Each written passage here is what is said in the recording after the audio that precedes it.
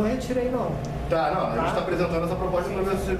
Eu queria manter Então, a gente tem duas propostas, então. Uma que fica com a arrecadação da outorga onerosa, 70% para o FOAB e 30% para o Fundo de Mobilidade. A proposta do Daniel, pelo IAB, é de 100% da arrecadação da outorga onerosa para o Fundo de Habitação. A gente vai abrir a votação.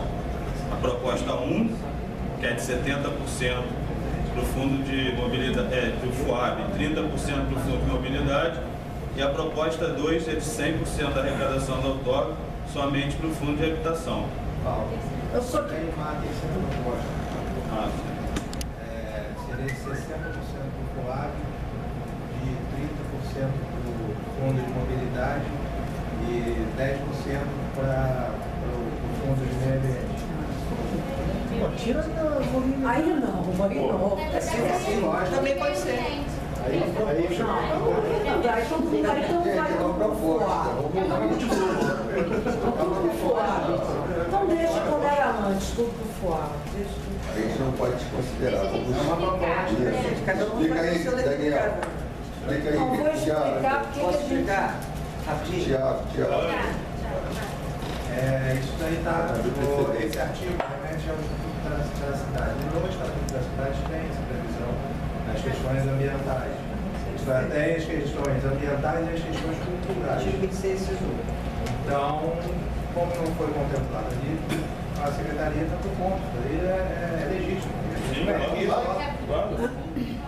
O Estatuto das Cidades é claro, fala que a outorga, o direito de construir é do Fundo de Habitação. Aí teria então que a gente criar um outro fundo, Não, eu sei. Não, mas aí poderia fazer igual São Paulo. Vamos criar um fundo novo, engloba tudo. Aí pega o da habitação ambiental também. Eu gostaria de pedir para a gente, quem desejar falar, vamos seguir pedindo a palavra para escrever. Por favor, Esse artigo por inciso, só saber. o nosso vereador gostaria de dar uma palavra, já está inscrito. Eu vou colocar minha proposta. Minha proposta, eu apoio ele ali no 100% pelo seguinte: a nossa área D, principalmente a área de combustível, tem muita área de risco.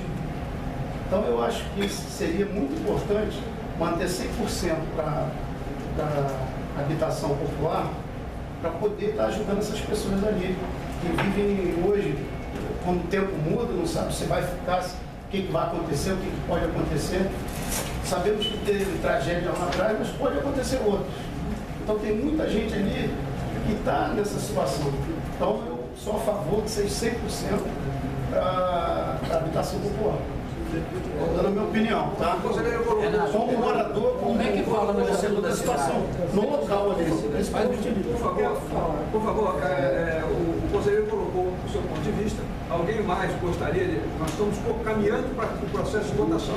Então, eu gostaria de saber, antes de colocar em votação essa questão... Eu gostaria de pedir ao Renato, se ele pudesse, dar uma ligeira explicação de como consta esse assunto no Estatuto da Cidade. Qual é a referência? Deixa eu ver se eu tenho estatuto aqui. Aí, poder abrir então o artigo. Eu queria falar. O artigo 23. Escreva o lado, vai virar. Em seguida, André vai dar a palavra.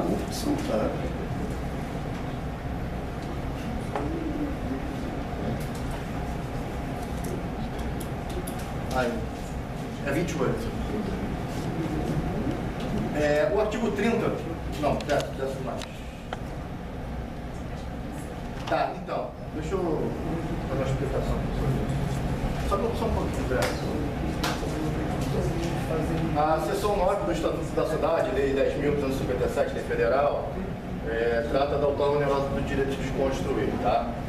Ele diz que o plano diretor pode definir, fixar as áreas onde vai ser aplicada a outorga onerosa, que o plano diretor poderá fixar áreas também nas quais poderá ser permitida alteração de uso do solo para ser cobrada a outorga onerosa. E no artigo 31, desculpa, Bom, a lei municipal específica estabelecerá as condições a serem observadas para a outorga onerosa do direito de construir e de alteração do uso do solo, tá certo?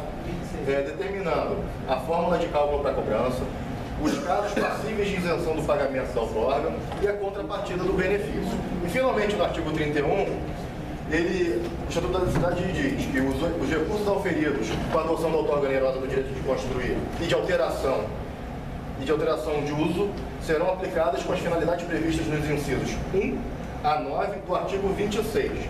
O artigo 26, ele fala Ali, 1 a 9. do direito de preempção, tá certo? Mas ele diz que o inciso de 1 a 9 são os mesmos incisos que valem para a aplicação de outorga onerosa.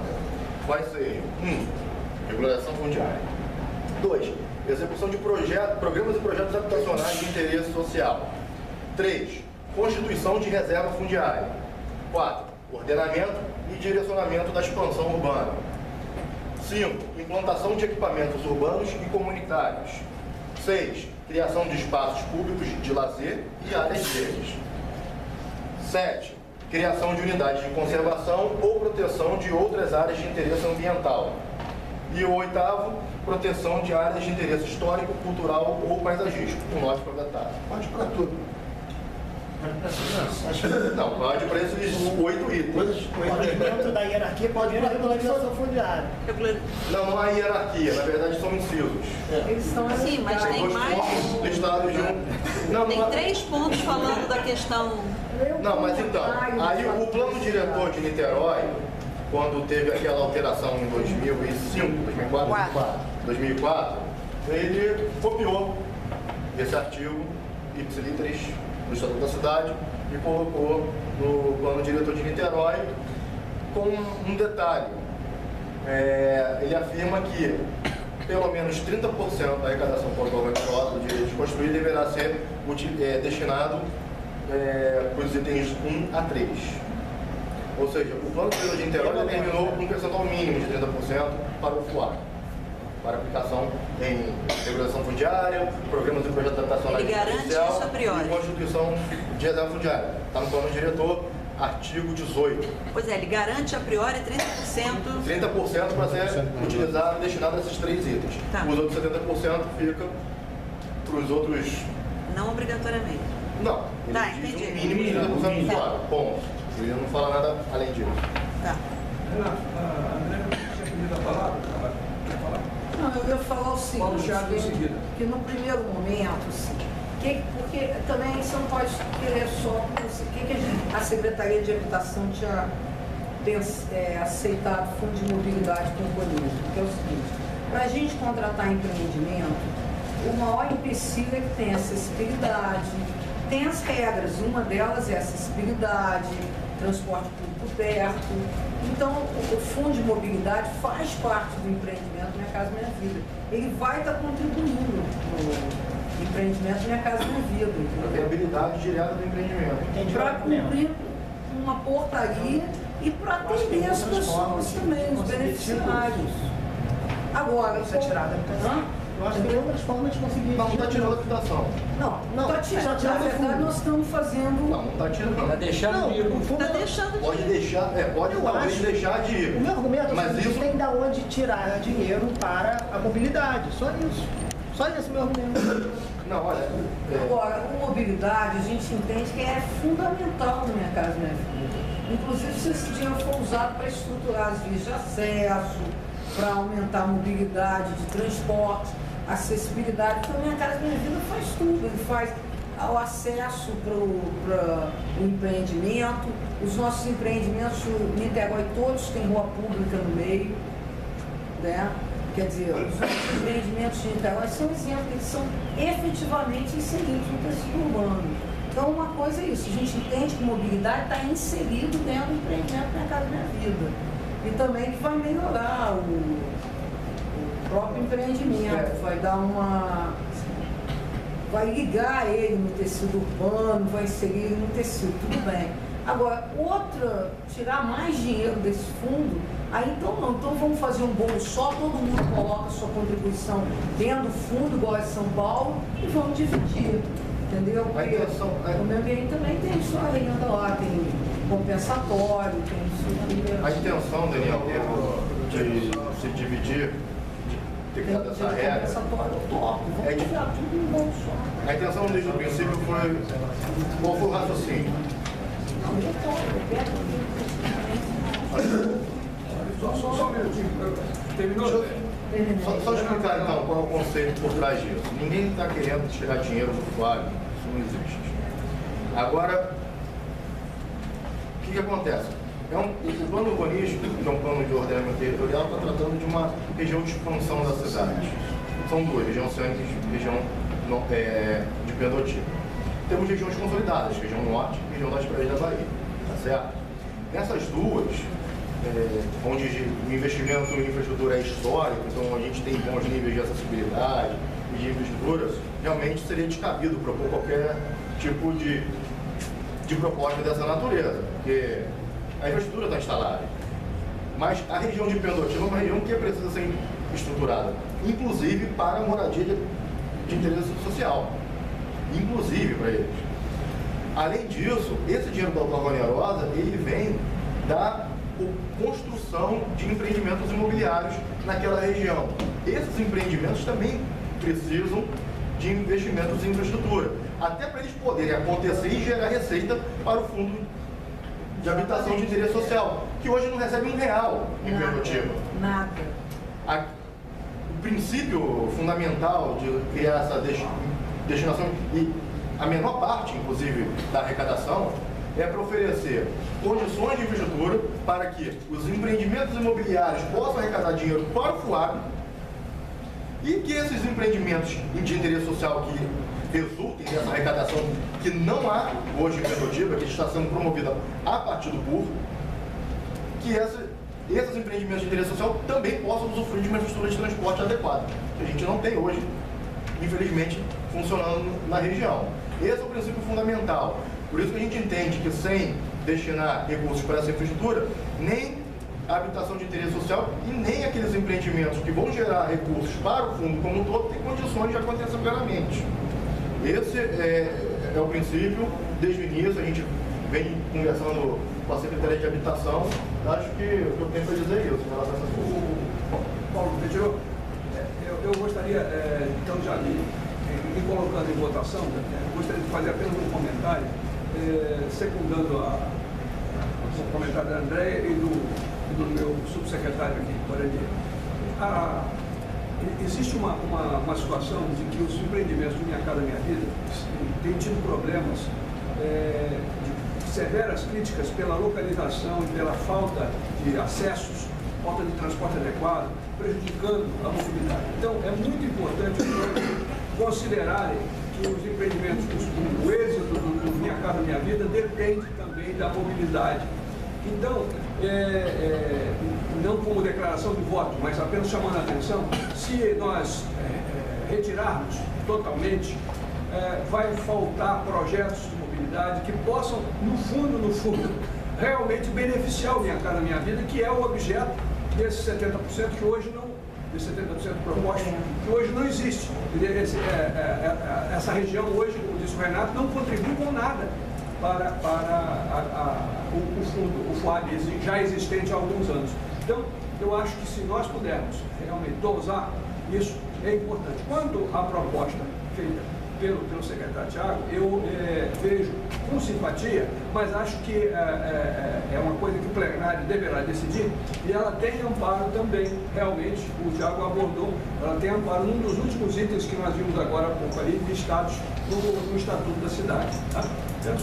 Fazendo um comentário final, eu gostaria de colocar em votação. Eu coloquei essa proposta porque tem um custo para gerir uma unidade de conservação, para criar uma unidade de conservação, não é simples. Eu entendo o argumento de todos, mas gostaria também que deliberasse essa questão. Então, nós temos 3 propostas. Gostaria então de colocar em votação a proposta de destinação, proposta 1. Eu queria que só fosse computado aqui. Eu queria complementar um negócio também, Daniel. Não, só queria tirar uma dúvida. as ações mitigatórias do impacto viário nessa região, o valor vai para esse fundo de mobilidade? A outorga onerosa gera uma receita. Não, Essa receita não, a pergunta é outra. A tendência é que diminua a arrecadação, porque A minha pergunta é, se aquele impacto viário numa construção, se aquele recurso que é pago, né, que é recolhido numa guia, aquele que vai para esse fundo de mobilidade. Sim. O recurso vai para esse fundo. Sim. Vai. Então, diretamente esse fundo já arrecada por conta do impacto viário do empreendimento na região. Ele já recebe já um valor. sim, Então, uma vez que ele já recebe esse valor, ele vai receber duas vezes pelo mesmo valor, pelo mesmo empreendimento, pelo impacto viário e pela outorga onerosa. não. Não? Aí não. Então explica, por favor. O impacto viário tem como forma de arrecadação calcular, em função do número de vagas de empreendimento, a quantidade de recursos destinados. Bom, baseado no impacto viário promovido pela quantidade de vagas do empreendimento, se faz uma conta e esse valor é pago ao fundo de mobilidade. Acontece que essa lei muda o quadro de vagas, não diretamente, dos empreendimentos. Porque, por um lado, se os empreendimentos impactam a partir de uma fórmula que leva em consideração a quantidade de vagas, as leis da região também exigem que se obriga esses empreendimentos a terem essas vagas, eles não têm opção de não ter. Então é como se eles não tivessem como não impactar, seguindo a lógica do fundo de mobilidade. Desculpa, do impacto viário. Uma lei obriga que se tenha um impacto e se taxa esse impacto. Aqui muda isso, porque há uma diminuição dessas quantidades históricas de vagas exigidas, de princípio de mobilidade sustentável, para não incentivar absurdamente, do jeito que é feito por essas leis modernistas, a produção de vagas e de impacto viário. A tendência é que são valores bem pequenos, se você comparar com o outorga onerosa. Quantias que no orçamento da Nititrans dá para pintar rotatória, entendeu? Criar uma bifurcação. Tem como objetivo intervenções pontuais, ela não é estruturante. Esse impacto viário, nem se exigisse 50% da edificação com vagas, a gente conseguiria chegar em um orçamento, em um montante capaz de estruturar um sistema de transporte público, que não é o foco do impacto viário. O foco do impacto viário é mitigar com soluções pontuais de geometria de vias o impacto que essas edificações, por obrigação, por imposição da lei, estão provocando. A gente está reduzindo tanto o impacto viário em termos de quantidade, na verdade a gente está reduzindo em termos de exigência de vagas desses empreendimentos, o impacto viário que eles vão acabar provocando. Então vai haver uma queda de arrecadação, já esses valores que são bem menores, infinitamente menores. Esse empreendimento vai destinar parte da outorga onerosa para esse fundo de mobilidade. Para investimentos em transporte. Está no artigo 9º, seção 9. Bom, tá, não lembro o número do artigo, acho que é o artigo 9º, se não me engano. 9º. Do próprio corpo está lá, que é a outorga onerosa, usada no desenvolvimento das vias estruturantes de transporte coletivo, que estão lá no anexo, no mapa 3, em anexo.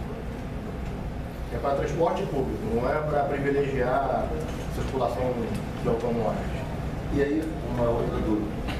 Como a André falou, o meio ambiente solicitou ali 10% desse valor da outorga onerosa para o fundo dele. Nessa região, não é a região, essas áreas especiais de interesses sociais, elas não estão nas regiões mais próximas das áreas de conservação? É até factível mesmo você pleitear, porque tem que conservar aquilo ali, porque senão vai ter um avanço de moradias. Então põe 20% fundo de mobilidade e 10% fundo porque a gente fica aí olhando para esse prisma, olhando para esse prisma faz juízo. Eu não estou aqui com o mapa, meu computador está fechado, mas a filosofia principal do zoneamento geográfico do corpo dividiu em 3 tipos de território, de estruturação, de qualificação,